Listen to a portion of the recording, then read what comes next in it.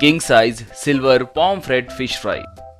एक गांव में गंगू नाम का एक चोर हुआ करता था। गंगू कोई बड़ा चोर नहीं था, वो एक छिंदी चोर था। वो गांव के बस स्टॉप और रेलवे स्टेशन में पर्स और मोबाइल चुराता था। ऐसे एक दिन वो बस स्टॉप के पास कोई पैसों से भरे एक बड़े सूटकेस के साथ आए तो अच्छा रहेगा कहकर इंतजार कर रहा था, मगर उसे कोई नहीं दिखा।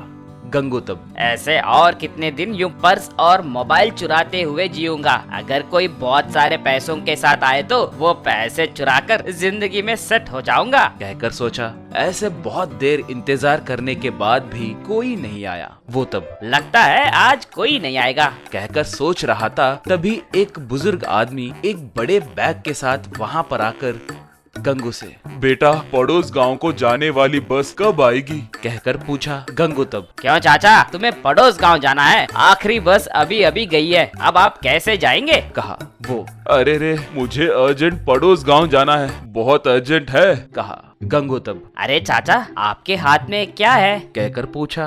तब वो ओह, ये इस बैग में पैसे हैं, इन पैसों से मैं यूं कुछ कहने ही वाला था। गंगू अरे चाचा, इसमें पैसे हैं कहकर जोर से क्यों बोल रहे हो? अगर किसी चोर ने सुन लिया तो क्या होगा? वो चुरा लेगा ना। पहले ही यहाँ पर बहुत सारे चोर रहते हैं और देखने में आप मासूम भी लग रहे हो। कहा। वो आदमी हाँ बेटा, मुझे पड़ोस गांव जाना है, लगता है यहाँ पर ऑटो भी नहीं मिलेंगे। कहा। तब गंगू वो ही उस आदमी को एक कार में चढ़ाकर रास्ते के बीच में उसके हाथों से बैग छीन ले सकता हूँ कहकर सोचता है। चाचा, तुम अर्जेंट बोल रहे हो ना, एक काम करेंगे, बगल में ही मेरे दोस्त की कार है, हम उस कार में जाएंगे। कहा। तब वो आदमी ठीक है बेटा, जाएंगे। कहा। गंगू मुझे पेट्रोल के पैसे दिए तो बस है। कहा। वो मान गया।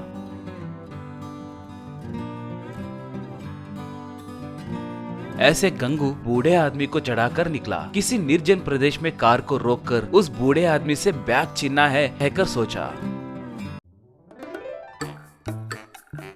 ऐसे वो मौका देखकर कार को रोकते ही एक व्यक्ति वहां पर आता है। वो आदमी उस बूढ़े आदमी को देखकर चाचा, आप हो क्या? रुको रुको, मैं भी आ रहा हूँ। कहा। अब गंगू उसे मना नहीं कर पाया और उसे भी चढ़ा लिया। ये देखकर गंगू उस बूढ़े से पैसे चुराना आसान काम नहीं है सोचकर रुक गया। अब उन्हें उनके घर के पास छोड़कर जाएंगे कहकर सोचा। ऐसे वो उन्हें उनके घर के पास छोड़ दिया। तब वो बूढ़ा आदमी बेटा, बहुत मेहनत करके हमें इस गांव में छोड़े, तुम्हारा एहसान हम नहीं भूलेंगे। आओ बेटा, भोजन करके जाओ। कहा। गंगू तब रहने दो चाचा, मैं चले जाऊंगा। कहा। तब वो आदमी गंगू को फिर से आने के लिए पूछा। अब गंगू ना चाहकर भी उस आदमी के घर में गया।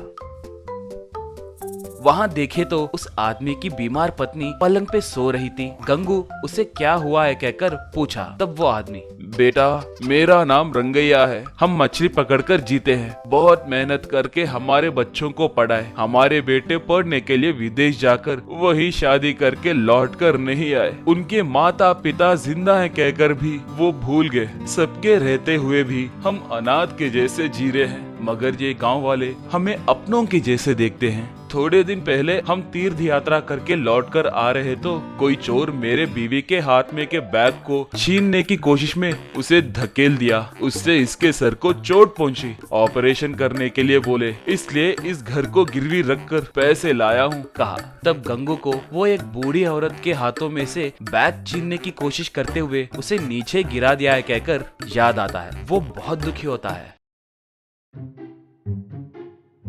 तब वो बूढ़ा आदमी गंगू को king size silver pomfret fish fry बनाकर देता है।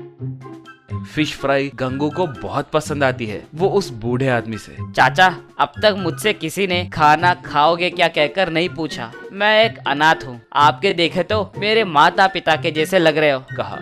तब से गंगू बदल जाता है। वो उन बूढ़े दंपतियों की मदद करने लगता है। उस बूढ़ी औरत का ऑपरेशन भी करवाता है। बाद में गंगू उन दोनों को अपने घर में रखकर उन लोगों से मिलके king size silver pomfret fish fry की रेडी चलाता है। वो रेडी बहुत अच्छे से चलती है। गंगू एक घर खरीदता है, उन दोनों की अच्छे से देखभाल करता है।